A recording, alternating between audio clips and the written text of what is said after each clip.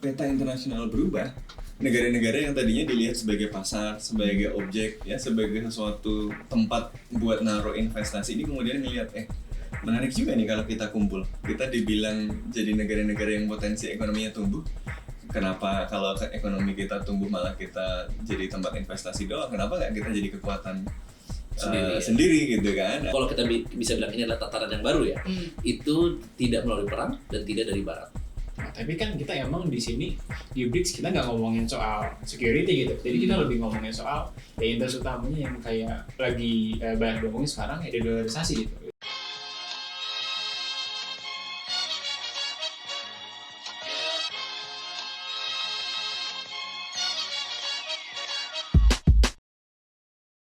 Selamat datang di podcast Bebas Aktif season 3 episode yang ke-6 bersama gue Ayu, terus juga ada Ikhlas, ada Majid dan juga ada Mas Sofwan di sini. Nah, kali ini kita akan membahas suatu aliansi yang lagi hangat-hangatnya diperbincangkan nih di saat ini, yaitu ada BRICS atau BRICS gitu, yang terdiri dari 5 negara, yaitu ada Brazil, ada juga India, ada Rusia, ada juga China, dan juga South Africa atau Afrika Selatan. Nah, ini tuh kan sekarang 5 negara ini bisa dianggap mereka tuh punya power yang cukup kuat ya di percaturan dunia ini gitu ya. Udah kayak udah kayak Power Ranger bentuk Megazord baru nih gitu kan. Yang merah yang mana? Udah kelihatan dari benderanya kan ya. Bang BRICS juga pakai warna gitu loh kan, ada hijau, kuning, merah gitu. Kayak Olimpiade ya. Nah, mereka ini kan sekarang pertumbuhan dari segi pertumbuhan ekonomi juga diperhitungkan, dari segi populasi manusia juga kan dia setengahnya ada di sana gitu kan ya. Nah, ini sebenarnya BRICS ini tuh buat apa sih dan ngapain mereka kumpul-kumpul kayak gini, urgensinya tuh seperti apa? Oke, ya jadi kan BRICS itu yang kita pengen bahas sekarang itu jadi bisa dibilang lagi happening gitu lah di dunia gitu. Karena memang BRICS sendiri dari awal pembuatannya dilihat akan menjadi kekuatan ekonomi baru gitu yang tumbuh di luar forum-forum lainnya udah di dunia seperti yang cenderung ke barat gitu ya, seperti G7.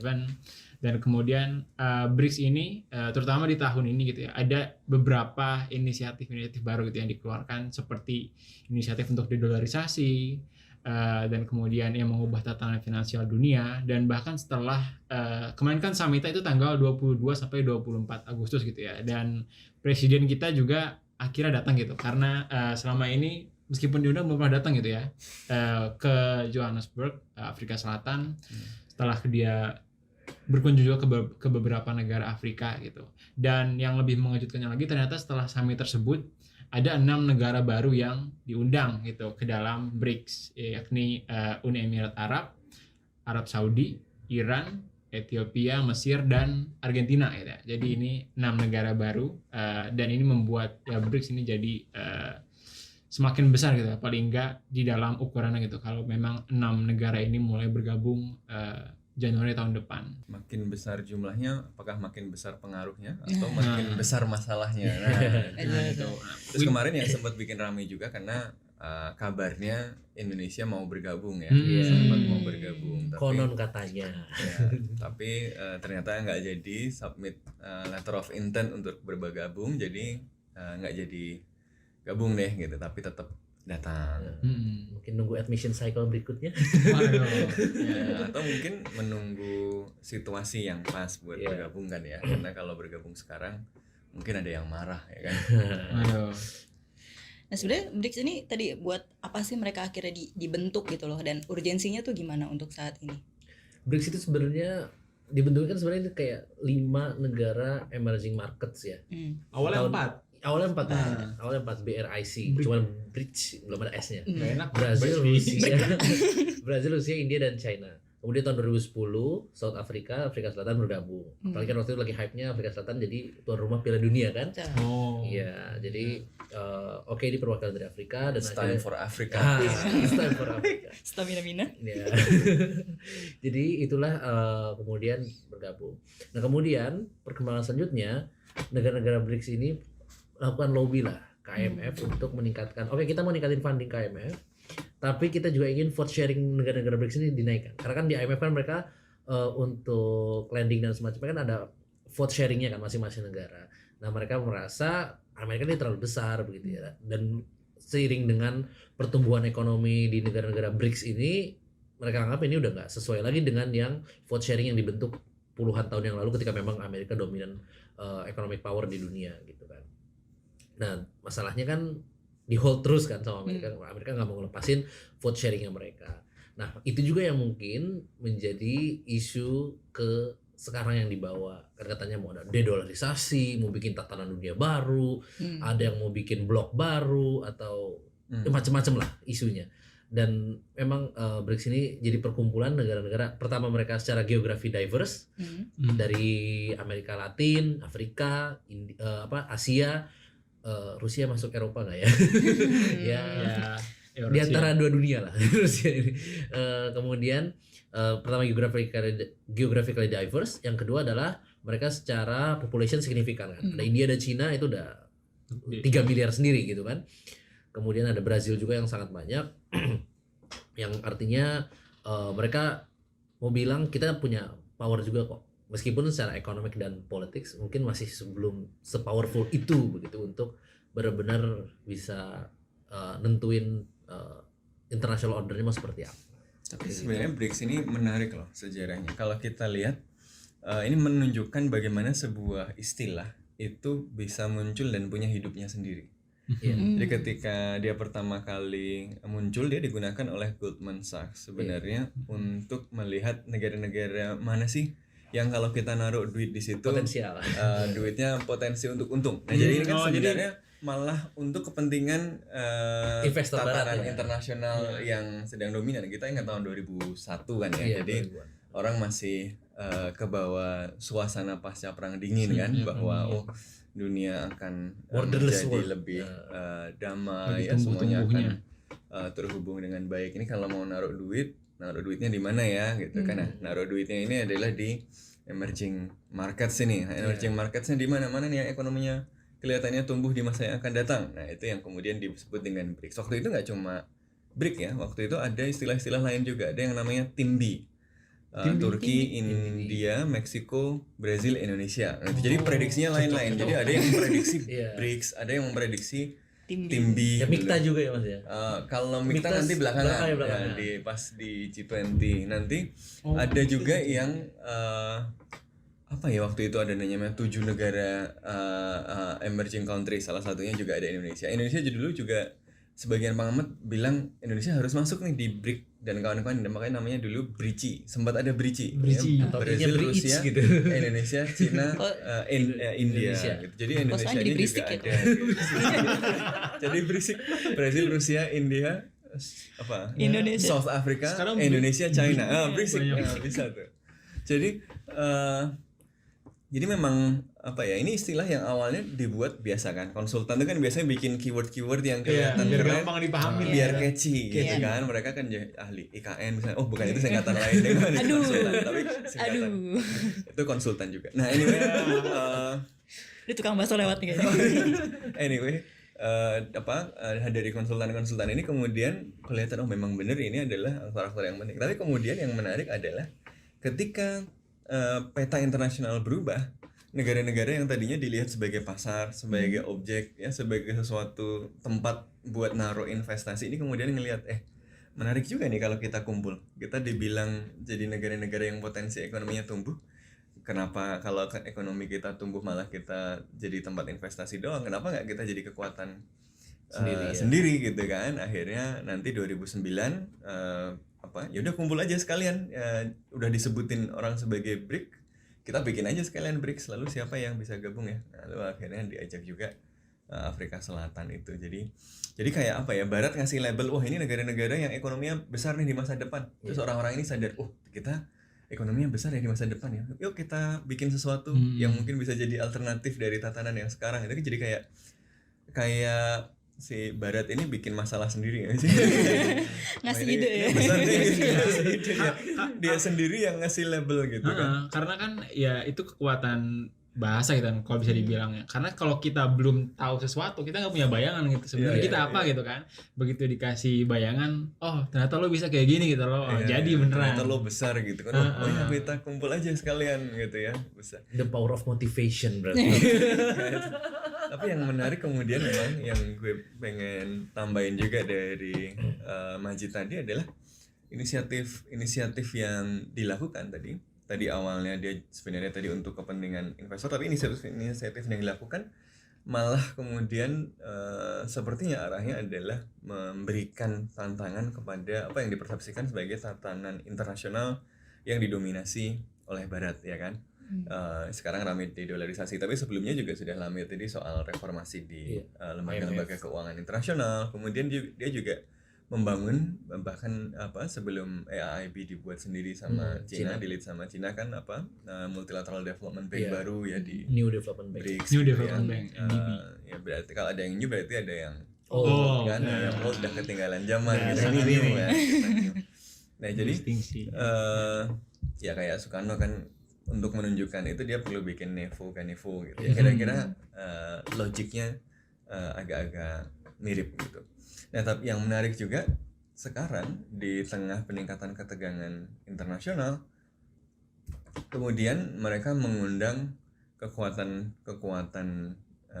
regional kan, semua yang diundang kekuatan regional tuh. Betul. Ada kekuatan regional di Afrika, ada Ethiopia, ini negara yang salah satu yang tumbuh paling cepat ya di Afrika gitu ya. Headquarternya African Union juga di Ethiopia. Betul. Dan punya sejarah yang panjang juga gitu ya. Jadi secara ini memang punya pengaruh luas di Afrika. Lalu Mesir ini agak di tengah-tengahnya, dia wilayah Maghribi, salah satu kekuatan paling dominan. Jadi tapi dia sekali di Afrika bagian utara, tapi sekaligus juga Timur Tengah bagian barat. Kemudian ada 3 negara Timur Tengah, Uni Emirat Arab, Iran dan Saudi. Uni Emirat Arab, Iran dan Saudi ini kan Menarik. kekuatan-kekuatan regional gitu ya, yang kita lihat ya sebagai kekuatan penting di kawasan. Yang gue heran kenapa nggak ada Turki di situ gitu ya. Karena Turki udah masuk dalam kategori tim B tadi, mau bikin sendiri nggak ada temennya atau singkatannya jadi susah. Tapi anyway yang diambil Uni Emirat Arab, Arab Saudi dan Iran. Ini kan menarik, Arab Saudi sama Iran sama Uni Emirat Arab. Ya Uni Emirat Arab sama Saudi kan ribut sama Iran gitu ya. Sebenarnya mereka sering disebut sebagai kekuatan yang bersaing, dan ini menarik karena beberapa waktu yang lalu ya, keduanya kan mengalami rekonsiliasi gitu betul. ya. Mediatornya Cina. Mungkin ada hubungannya dengan itu juga. Lalu satu lagi Argentina menemani Brazil di Amerika Latin. Nanti jadi kalau ada Piala BRICS, Brazil nggak menang terus lagi karena ada saingannya gitu kan. Semacam Ganevo-nya ya. Dinginnya di puncak gitu kan. Dia harus gantian nyari saingan. Ya agak bersaing kalau ada liga sepak bola. Jadi memang kayaknya ada pesan yang ingin disampaikan gitu ya, bahwa ini loh kekuatan kawasan itu sudah capek sama tatanan internasional yang didominasi oleh satu kekuatan besar saja. Ini buktinya apa? Buktinya ini wakil-wakil kawasan yang paling berpengaruh, yang paling besar ini bareng sama gue gitu. Jadi Barat itu waktunya sudah lewat lah gitu ya. Ini buktinya semua kekuatan di kawasan yang besar semuanya mau bareng sama BRICS plus. Plusnya banyak ya. Ini gitu ya. Jadi memang ya menurut gue daripada inisiatif konkretnya, yang mungkin lebih bermakna dari BRICS sekarang adalah tindakan simbolik ya, bahwa ini adalah simbol zaman baru. Ini adalah pesan kepada Barat bahwa tatanan internasional sudah berubah, dan yang ingin berubah itu nggak cuma Cina loh, nggak cuma Rusia loh, tapi semua kekuatan kawasan itu melihat bahwa dunia internasional sudah berubah. Ya, jangan clinging on your good old times gitu ya. Jadi ya sadarlah gitu, kira-kira. kayaknya sih pesan utamanya itu. Iya. Iya. Jadi kan emang dari awal kan juga intensinya kan seperti itu ya dibuatnya BRICS, meskipun belum sebesar ini sekarang, dan dengan adanya kekuatan-kekuatan baru yang menambah armada BRICS juga gitu akan bisa menjadikan ya BRICS ini menjadi semakin relevan gitu. Apalagi kemudian kalau gue lihat apa ya, akhirnya kan fokusnya ini kalau kita bisa tarik paralel dengan forum-forum lainnya kayak G7, G20 ini kan. Tapi BRICS ini kan fokusnya dia menghadirkan di tatanan finansial global yang baru gitu. Karena kalau gue lihat ya dia kayak sekarang kan fokusnya di dolarisasi. Nah, itu kan berarti emang benar-benar ingin mengurangi dominasi dolar gitu, atau bahkan menghilangkan dominasi dolar gitu dalam transaksi di dunia gitu. Dan kemudian juga dari itu udah bikin New Development Bank. Yang New Development Bank itu jadi meskipun dibilang ya tetap bekerja sama dengan IMF dan World Bank, tapi emang dari namanya sendiri udah New Development Bank. Berarti IMF sama Ada World yang Bank ada yang Old Development Bank yang dibuat dari dulu dari sejak pasca Perang Dunia Kedua itu World Bank dan juga IMF gitu kan. Dan juga old itu asosiasinya sudah tua, sudah ketinggalan zaman gitu ya. Ketinggalan zaman. Harus ditinggalkan. Dan kalau tadi misalkan mereka coba reformasi IMF tapi sepertinya tidak berhasil gitu ya sampai sekarang gitu. Ya berarti emang kita jangan clinging sama yang lama, tapi kita bikin a new thing aja gitu ya, kemudian bisa menjadi ya bisa sesuai dengan inisiatif-inisiatif kita. Atau memang dibuat sebenarnya lebih ke negosiasi itu. IMF nggak mau berubah, kita bisa bikin sendiri kok. Kalau kita bikin sendiri IMF nggak relevan, kasihan IMF sendiri. Jadi kalau lu nggak mau kita kembangkan ini serius, lu lakukan reformasi dong di IMF, atau barangkali bisa begitu kan. Benar gitu. Tapi ini juga menarik gimana kemudian apa ya usaha untuk membuat sesuatu yang baru tuh nggak cuma dibuat sendiri gitu kan. Misalnya kan ya IMF kan bukan cuma punya Amerika tapi Barat kan secara lebih luas gitu kalau bisa kita bilang. Nah ini kan kemudian ada juga negara-negara yang lain yang berkumpul untuk membuat sesuatu yang baru gitu. Jadi inisiatifnya juga nggak Cina bikin sendiri, Rusia bikin sendiri, India bikin sendiri gitu ya. Tapi ada juga inisiatif multilateral gitu yang dibuat bersama-sama kayak gini. Nah ini kan dari tadi BRICS ini kan kita ngomongin urusannya ekonomi gitu. Ngomong-ngomong ini kalau anggotanya nambah, singkatannya berubah nggak sih? Jadi panjang banget berarti. BRICS ayo. BRICS plus ya deh. Nah tadi kan sempat disinggung sama Majid juga bahwa nanti mau bikin kayak ada blok-blokan nih. Nah apakah BRICS ini tuh cenderung mau bikin blok baru kah, atau jadinya non blok, atau mau emang nggak mau ikut blok barat gitu? Jadi gimana? Bagaimana Bung Majid? Tadi yang menyinggung di awal kan Bung Majid nih. Yang baru kembali dari barat. Iya, jadi Padahal I-nya bisa Italy. itu oldnya old banget. Lebih old lagi. Romawi kuno. Ya, jadi emang menarik ya kan, kalau selama ini kita belajar kalau ada tatanan dunia baru itu pasti dihasilkan melalui proses great power politics dulu, karena perang dulu kah, kayak ada Bretton Woods system itu kan setelah Perang Dunia II kan. Betul. Kita baru ada Bretton Woods system. Sebelumnya lagi misalnya Vienna apa segala macam itu semua dari perang di Eropa dulu. Sekarang nggak ada perang dunia yang benar-benar perang seperti Perang Dunia Kedua. Belum. Aduh. Sampai saat ini nggak. Optimis. Sampai saat ini nggak ada perang sebesar itu. Kemudian juga belum ada dan ini uniknya juga tidak berasal dari Barat, karena selama ini kita kenalnya oh ya udah tatanan dia ya dari Barat, liberal international order itu ya dari Amerika, dari pemenang-pemenang Perang Dunia Kedua. Ini nggak ada perang dunianya, nggak ada dari Baratnya, makanya bisa bilang sesuatu yang unik. Dan bahkan pun negara Barat kan nggak diundang ya dalam BRICS ini kan. Nggak ada tuh yang dari perwakilan Eropa atau Amerika. Iya. Terlalu elit. Iya. Bahkan paling nggak Eropa Timur pun nggak gitu kan. Itu pun nggak ada gitu. Yang artinya ini menarik kalau kita ngelihat ada perubahan dari tren sebelumnya ketika membuat suatu tatanan baru. Kalau kita bisa bilang ini adalah tatanan yang baru ya, itu tidak melalui perang dan tidak dari Barat. Tapi kita juga bisa ngelihat bahwa kalau kita bilang ini mau bikin blok sendiri, semampu apa mereka bisa membuat blok itu sendiri. Misal kalau kita lihat dari tadi dibilang sama Ikhlas, ini mau bikin dedolarisasi gitu kan ya, ingin mengurangi ketergantungan pada dolar. Sampai hari ini currency reserve di global itu dolar tuh masih 60%-an.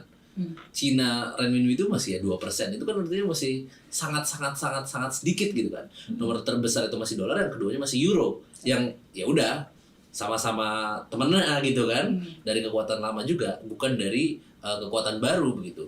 Dan itu artinya semampu apa dia bisa nge-replace itu atau bahkan paling nggak jadi substitusi gitu kan. Kalau nggak jadi atau paling nggak mungkin jadi komplementer lah dari itu. Kan 2% banding 60% nggak bisa kita bilang komplementer karena secara reserve-nya tuh nggak sebesar itu juga, ya kan. Kemudian juga kalau dari segi politiknya, sebesar apa mereka bisa mempengaruhi misalnya dalam persaingan geopolitik global, perang Rusia Ukraina, kemudian juga ketegangan di Laut Cina Selatan, begitu kan? Atau jangan-jangan BRICS ini adalah ada kekuatan dominan baru yakni Cina, tapi karena dia nggak mau terlalu kelihatan dominan, mau bikin peaceful rising, dia ngajak teman. Karena misalnya bisa kita lihat Brazil dulu itu ekspor impor terbesarnya, mitra dagang terbesarnya Amerika. Sekarang udah Cina, gitu kan? Argentina juga sama. Di negara-negara Afrika juga begitu kan. Cina jadi dominan di situ, kecuali kemudian juga India. Meskipun saingan, tapi kan mereka hubungan ekonominya juga tetap perdagangannya tetap kuat juga. Apakah ini adalah Cina ingin naik, tapi dia nggak mau kelihatan terlalu obvious gitu kan? Kita ajak teman, ya kan? Biasanya kan anak baru biasa dibully, terus kemudian dia mau bersinar, dia nggak mau terlalu kelihatan bersinar sendiri, makin dibully gitu kan? Jadi ajak-ajak teman biar nggak terlalu dibully. Nah itu juga bisa jadi kemungkinannya gitu. Oke. Gue ada beberapa komen nih. Nah jadi sebenarnya kalau gue cenderung nggak terlalu highlight peran Cina prominent, tapi nggak terlalu highlight kayak Cina ini superpower yang driving BRICS. Karena menurut gue nggak begitu gitu loh. Karena dari awal juga gimana, misalkan tadi dicetuskan istilah BRICS, dan kemudian apakah negara-negara BRICS itu mau bergabung karena disuruh Cina? I don't think so gitu. Karena emang ada common interest yang bisa di-serve dengan bergabung jadi organisasi yang bernama BRICS gitu kan. Nah, dan kemudian balik ke soal blok baru atau non blok, kan banyak juga yang beredar bahwa, bukan beredar doang ya, dinyatakan bahkan juga gitu bahwa ya BRICS ini mewakili semangat non blok gitu kan, atau non alignment gitu, atau berbagai istilah alignment lainnya tapi bukan alignment barat gitu. Nah, ini kan menjadi sesuatu yang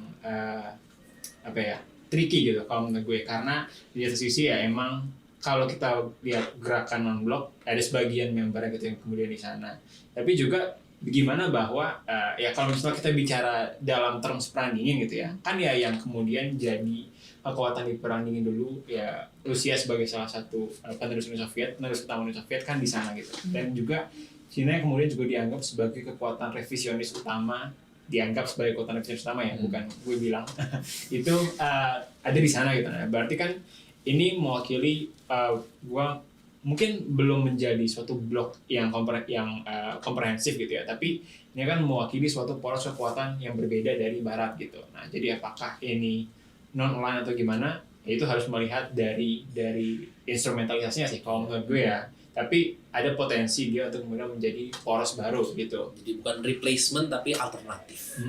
Gitu. Jadi apa? Ya kalau menurut gue pertanyaan soal apakah ini blok atau non blok itu lahir dari ketidakmampuan kita keluar dari pengalaman perang dingin kan. Betul. Maksudnya ya karena kita terlalu lama perang dingin, kebanyakan film perang dingin kali ya. Hollywood itu Rambo inilah itulah gitu. Jadi Oppenheimer juga perang dingin. Oppenheimer gitu kan, habis perang dunia kedua gitu. Jadi memori kolektif kita itu ya dibentuk oleh pengalaman-pengalaman perang dingin itu, sehingga kacamata kita adalah kacamata masa perang dingin itu ya. Jadi kalau ada sesuatu ya kita melihatnya dulu itu kayak apa sih gitu. Jadi masalah itu jadi penjara perspektif kita yang kita melihat sesuatu yang mungkin berbeda tapi dimirip-miripin gitu ya sama sesuatu yang pernah ada. Kalau gue ditanya apakah dia blok atau non blok, dia bukan dua-duanya gitu ya. Pertama dia bukan blok. Kenapa dia bukan blok? Karena menurut gue kalau blok dia harus kohesif ya, semua orientasi politik luar negerinya mungkin sama, dia punya satu blok barat blok timur ya. Asumsi bahwa ada satu pole-nya yaitu Cina, tapi rasanya kan enggak. Di situ kekuatannya besar, dan walaupun ada banyak persamaan, ini kekuatan yang sangat beragam. Ada Rusia, ada Cina, tapi juga yang kemudian sering dilihat sebagai revisionis, tapi juga ada India yang gabung juga dengan Quad. Quad misinya apa? Mengurangi pengaruh Cina di Asia Tenggara. Jadi buat India Iya. Itu bukan kepribadian ganda ya, memang pilihannya begitu dan Iya. Cina sadar itu dan nggak ada masalah juga kan gitu. Lu temenan sama gue di sini, lu di Quad nggak temenan sama gue juga nggak apa-apa gitu. Dan apa ya, banyak yang kemudian melihat bahwa ya karena perbedaan-perbedaan yang sangat besar ini, ya BRICS tidak akan bisa menjadi suatu organisasi yang efektif. Ya banyak yang bilang begitu. Iya, banyak banget. Tapi kalau menurut gue barangkali memang tujuannya bukan untuk menjadi blok atau bukan untuk menjadi sebuah organisasi yang efektif. Tujuannya lebih ke tadi dia mengirimkan pesan bahwa zaman sudah berubah, bahwa gini, kita harus diselesaikan tatanan yang didasarkan asumsi bahwa sistem internasional itu unipolar.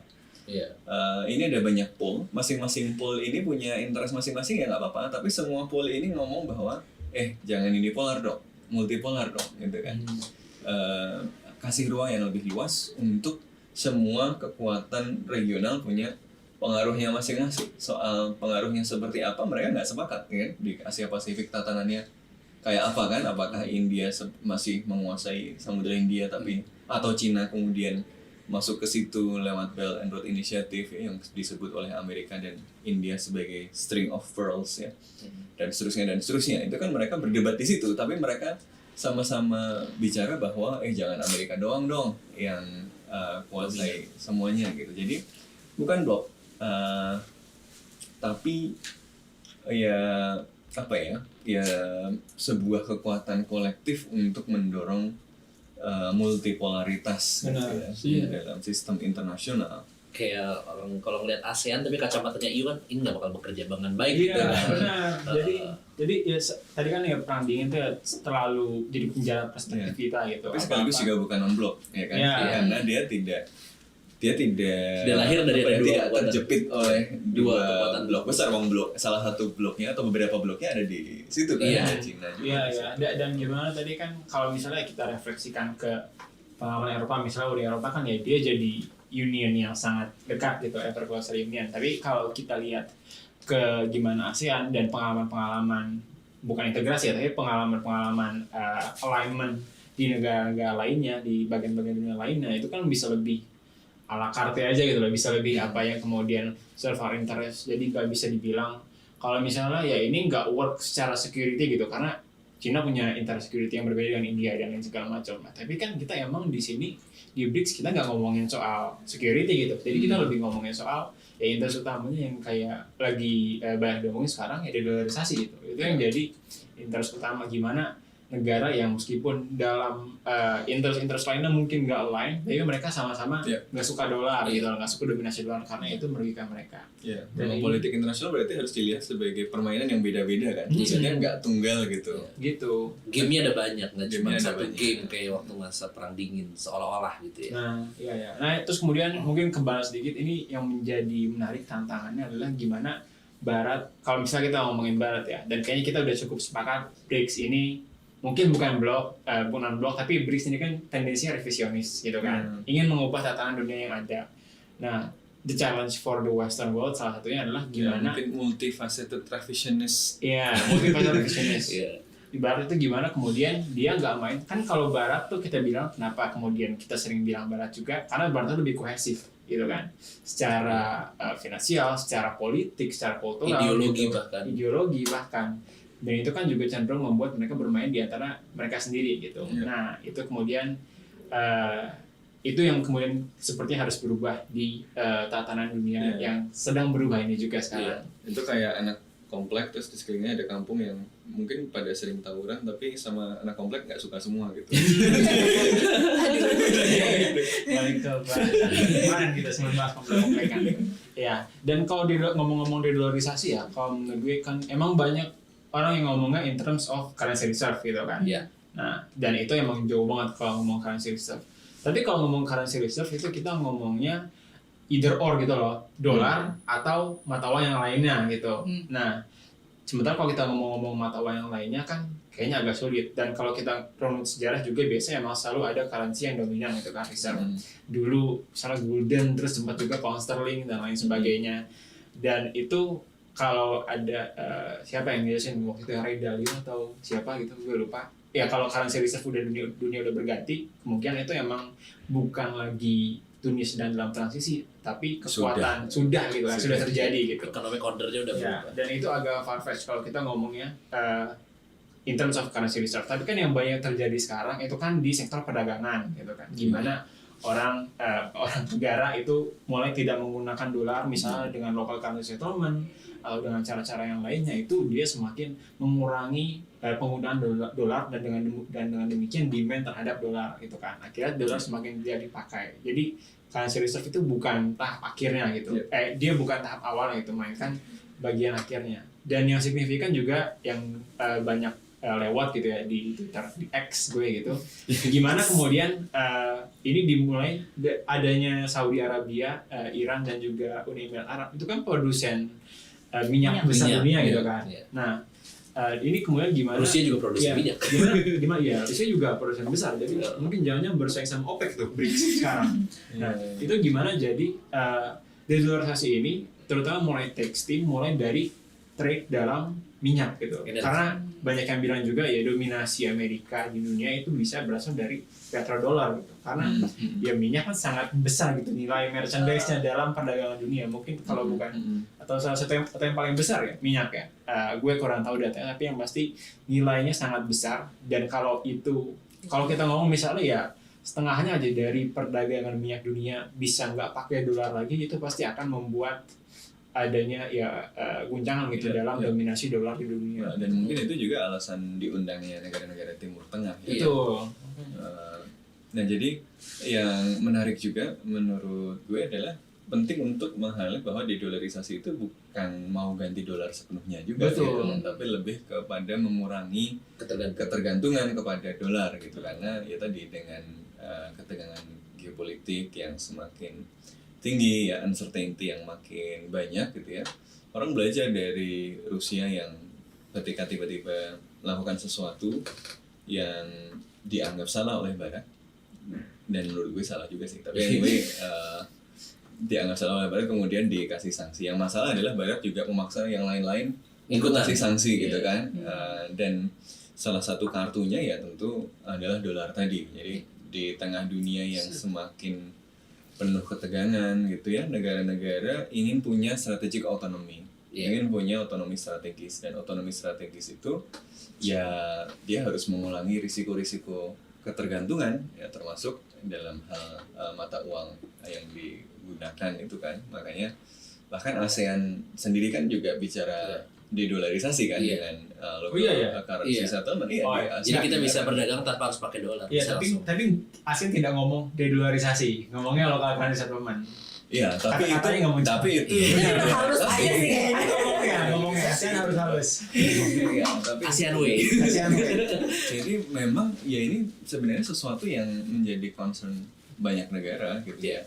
Mau dia posisinya kayak apapun, ya ada yang mau sangat tergantung gitu loh. Bahkan nggak cuma non Barat, Uni Eropa aja kan Macron pengen strategic otonomi dari Amerika Serikat. Sekutu terdekat loh itu. Ya.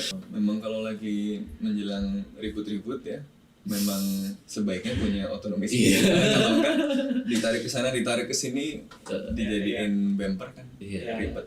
Tapi ini kan yang kemudian juga yang mengancam langsung posisi Amerika gitu kan, karena Amerika juga bisa sampai posisi yang sekarang karena ada landasan finansial global gitu yang kemudian bisa membuat Amerika Serikat sampai pada titik ini bisa terus meminjam uang sampai banyak sekali itu kan untuk membiayai defisitnya bisa cetak uang terus kan, kayak karena mereka tahu demand pasti ada. Padahal Amerika kan kalau kita lihat dari sisi produksi kan nggak sangat kurang gitu kan sekarang. Output manufacture sangat kurang, jadinya ngandelin dolar gitu untuk perdagangannya, juga untuk kemudian anggaran pemerintahannya. Kalau dolar kolaps atau ya berkurang kekuatannya pasti akan terasa juga gitu di stabilitas Amerika baik secara domestik maupun global. Nah yang menarik buat gue juga adalah kemudian Indonesia sebenarnya diundang nggak sih? Mulai kan di BRICS ini kan, sebenarnya BRICS ini kan tadi udah dari lama gitu, dari 2009, dari 2001 gitu. Tapi kan di Indonesia sendiri itu lagi heboh karena kemarin kita datang nih ke KTT-nya mereka gitu. Nah terus habis itu kita Indonesia ini sebenarnya diundang nggak sih atau masuk nggak sih nanti ke masuk ke dalam Nah, BRICS ini. itu yang mau gue tanya sebenarnya. Atau sebenarnya juga Indonesia sempat ada ini juga ya, mau gabung juga ke OECD. Iya, Oh, iya. OECD. Ini gimana sih? Enak mana nih, ke BRICS atau ke OECD? Kalau OECD kan jelas kan orientasinya. Iya. Ini agak kepribadian ganda. Iya. Gitu. Mau BRICS ya, mau revisionis atau mau ke OECD kan Nah. kumpulan negara-negara Konservatifnya. Kan kebiasaan dari kemerdekaan ngomong sama semua orang. Jadi gimana nih, plus minusnya gimana? Kalau misalnya Indonesianya gabung ke BRICS, gimana? Kalau ke OECD plus minusnya apa? Ya, mungkin duduk perkara dulu ya, Iya. bisa ditambahin.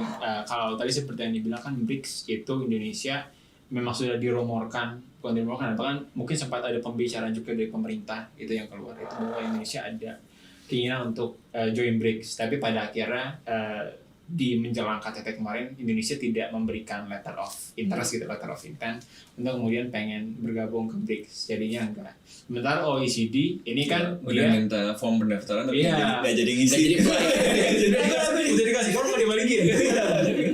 Nah, terus kalau OECD ini kan dia organisasi kerjasama ekonomi ya, Development. Ya. development, yang dia itu memang predominantly barat gitu, memang Ya. semuanya barat ya, dari Ya, tapi Amerika ada Utara, Eropa, Asia Timur. Asia juga. Timur, ya kan yang global north lah gitu, Ya, global ya. north gitu kan. Asia Timur juga Jepang, Korea. Gitu, Jepang, Korea, dan tambah Australia, New Zealand gitu.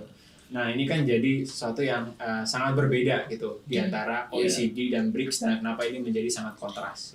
Tapi mungkin juga Indonesia nggak langsung apply ke BRICS. Itu karena kita lihat KTT ASEAN nanti kan Biden nggak mau datang. Tuan rumahnya Indonesia di Jakarta. Biden nggak mau datang, malah datangnya ke Vietnam. Ya kan? Biden malah Bukan India. Vietnam Ya, ke juga. India dan Vietnam. Oh, iya, Vietnam Jadi dan India. G20 lebih penting, Iya. kekuatan anti Cina lebih penting. Iya, Nah, ketimbang ASEAN yang selama ini ASEAN begitu udah. Iya. Sementara itu kan jadi gestur yang oke, menurut mereka kan ini kurang comply, tapi kan bisa dilihat Tapi mereka sadar itu loh, makanya dari awal udah ngasih. Ini bukan berarti kami meremehkan ASEAN loh. Tapi kan orang ASEAN malah lebih curiga gitu kan. Orang bukannya kamu nggak penting, tapi saya harus pergi ke tempat lain. Nah itu kan, begitu. orang kalau bohong nyebutin alasan dulu biasanya ketahuan bohong ya. Nah itu juga bisa kelihatan karena mungkin Indonesia ingin juga jaga perasaannya Amerika begitu kan ya, karena kelihatan banget kan ketika Indonesia jadi tuan rumah di Jakarta, pada saat sering dibilang kan ya Indonesia paling penting lah di ASEAN, kita natural leader di Biden ASEAN. itu tahun lalu ngomong ya, ASEAN Iya. centrality is at the heart of Iya. my administration. Iya. Masuk Masih podcast tweet. kita. Iya. Ternyata tidak. Tidak seistimewa itu. Iya, tidak seistimewa itu. Ternyata lebih istimewa Vietnam sebagai Iya, anti Cina. Kalau dilihat di national security strategy kan memang Iya. ally, strengthening alliance jadi lebih Iya. karena ally lebih reliable sih Iya. memang untuk kalau dipukulin orang atau kalau mukulin orang kan. Cuma masalahnya kan mungkin Amerika maunya seperti NATO begitu kan model-modelnya. Sementara negara ASEAN nggak ada yang mau bikin kayak NATO begitu kan. Dan ya itulah. Nah itu juga kemungkinan kenapa Indonesia nggak apply, karena kalau kita apply kita malah makin menjauh dari Amerika. Karena udah ada tendensinya di Amerika nggak mau datang di KTT ASEAN yang ada di Jakarta nanti September awal gitu. Iya. Itu juga. Ya. Tapi kalau ngomong Biden datang ke ASEAN sih menurut gue masih cukup gestur sih ya, bisa diterjemahkan kayak gitu, tapi masih cukup in place juga lah. Kan tahun lalu udah datang gitu ya. Masa iya, Terus harus sekarang datang juga tiap udah tahun. ngirimin Kamala Harris gitu VP-nya Iya, kan. iya. Jadi masih ada lah presence-nya gitu. Ya, Dan daripada Trump ya, Trump pakai video aja yang datang pejabat bukan. oh iya ya. Iya. Iya. Iya. Kan memang cuman Amerika yang great again. Yang Amerika, yang lain gak usah great amat lah Iya. kalau Trump. Nah, tapi kemudian kalau ngomongin Indonesia dan BRICS gitu ya, kayaknya sih kalau kita ngomongin BRICS tadi kan, ya ada, kalau gue sih ngeliatnya ya frontier ada dua gitu, satu yang frontier finansial kayak dedolarisasi, terus juga new kayak lending bank kayak New Development Bank itu kan sebenarnya bisa kita dapat benefitnya to some extent tanpa benar-benar kita join BRICS gitu kan. Karena kan kalau BRICS tadi kalau dibilang kayak Majid benar, join BRICS itu is more of a statement Iya. daripada more of a symbolic more of a action symbolic daripada action. programnya sendiri. Kalau Iya. programnya sendiri, kalau misalnya kita bicara dedolarisasi atau mengurangi penggunaan dolar dalam perdagangan, itu kan bisa kita lakukan tanpa mengikuti BRICS gitu. Di Iya. level ASEAN kita pakai currency settlement. Kita juga kalau mau Di dagang, bilateral juga lebih. iya kita juga mau dagang sama Saudi Arabia mau sama Cina, kalau nggak mau pakai dolar, ya tinggal sepakat secara bilateral gitu Iya. sama mereka gitu. Mungkin Liga Indonesia tetap bisa mengakses inisiatifnya BRICS tanpa harus harus menjadi member gitu kan. Member berisik. Biar nggak berisik. Iya.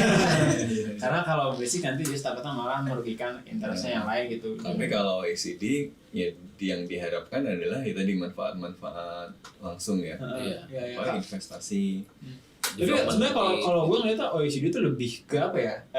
Knowledge sharing gitu loh. Jadi Iya. jadi sebenarnya kan prinsip dari OECD juga kan adalah komitmen terhadap demokrasi gitu kan ya. Jadi emang cenderung kebalik tuh kalau bisa dibilang. Karena kan nggak semua negara dalam ada kondisi demokrasi yang sama. Demokrasi dan ekonomi yang cenderung liberal kan. Ekonomi cenderung liberal ya market Yang salah ekonomi. satu yang mungkin nanti akan apa ya, nggak tahu sudah dipikiran atau belum kalau Indonesia mau gabung OECD kan artinya kebijakan-kebijakannya juga harus align dengan OECD. Iya. Artinya model-model seperti yang sekarang lagi didorong, hilirisasi gitu ya, atau proteksi terhadap beberapa nggak masuk sektor tuh, nggak bisa. masuk gitu loh. Jadi ini beneran mau masuk, Iya. pengen masuk dengan meresikokan itu atau gimana sih gitu. Iya, Ini iya. hal-hal yang mungkin perlu dipikirkan lebih lanjut karena masuk ya pasti ada konsekuensinya. Ini nggak Iya. bisa gue jadi member tapi gue nggak terikat loh dengan Nggak bisa, aturannya OECD. gitu. Karena ini bukan ASEAN Week. Meskipun OECD nggak bisa dibilang mengikat juga sih ya. Tapi mereka tuh kalau gue lihat dia kan banyak banget reportnya, baik itu terkait ya investment dan lain sebagainya.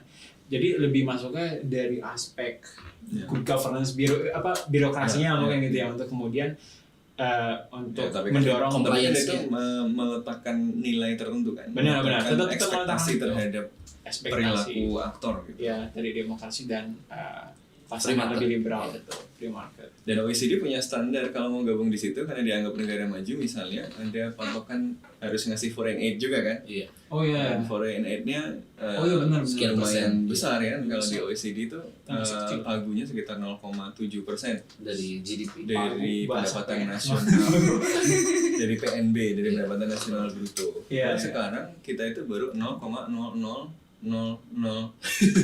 Aduh, banyak banget nih. Jadi Nolnya. nah maksudnya Masih ya nol. itu, gitu. Pasti ada konsekuensinya walaupun mungkin kalaupun nggak dipenuhi juga nggak apa-apa juga kali ya, mungkin Barat lagi butuh temen, semuanya pada ke situ ya udahlah kita terima aja lah gitu kan walaupun nggak ngikutin.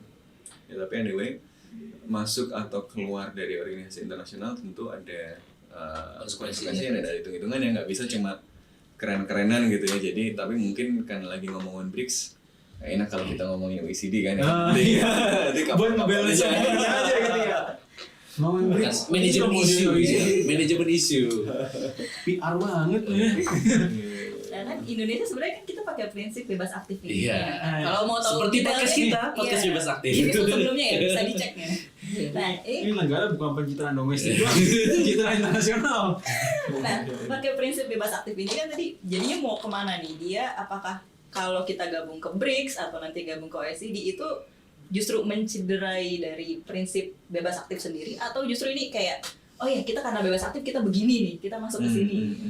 Ya kalau menurut gue ya ini bisa menjadi salah satu penerjemahan dari bebas aktif kan. Ini bebas aktif itu sebenarnya apa sih? Kita menjadi subjek dalam pilihan kebijakan luar negeri kita. Jadi kita bebas memilih apa saja dan kebebasan memilih itu didasari oleh pemahaman kita terhadap kepentingan nasionalnya apa dan terhadap kondisi strategis internasionalnya seperti apa. Nah ini jadi kalau apakah bisa sesuai? Bisa. Problemnya adalah benarkah dia didorong oleh pemahaman terhadap kepentingan nasional yang baik dan komprehensif dan apakah dia didasarkan pada pemahaman terhadap kondisi internasional hari ini yang sesuai dengan kepentingan nasional Indonesia tadi. Nah problemnya Dan perdebatannya kan di situ, bahwa itu bisa jadi manifestasi bebas aktif ya terserah aja sih mau gabung yang mana aja kan. Kita bebas gitu. Yang penting yang dulu gimana nih? Dia bukan aliansi militer, jadi maksudnya kalau secara konseptual dia masih selaras dengan bebas aktif. Problemnya adalah apakah dia didrive oleh dua hal tadi, pemahaman terhadap kepentingan nasional dan tujuan nasional yang baik, dan yang kedua pemahaman terhadap konteks Internasional. strategis, konteks internasional pada hari itu, sehingga pilihan yang paling tepat adalah ke situ. Nah ini kan yang kemudian membuat kita harus minta penjelasan kan, kenapa misalnya mau gabung OECD atau kalau nanti misalnya mau gabung BRICS apa, itu kan harus jelas logikanya, nggak bisa cuma wah kita Indonesia maju bermutu gitu kan, terus sudah layak kita jadi negara kelas. Kadang-kadang kan gitu. Kadang-kadang kita mengasumsikan perhitungannya apa, ada cost and benefit analisisnya, ternyata cuma oh, kayaknya keren nih gitu kan. Jangan-jangan cuma begitu.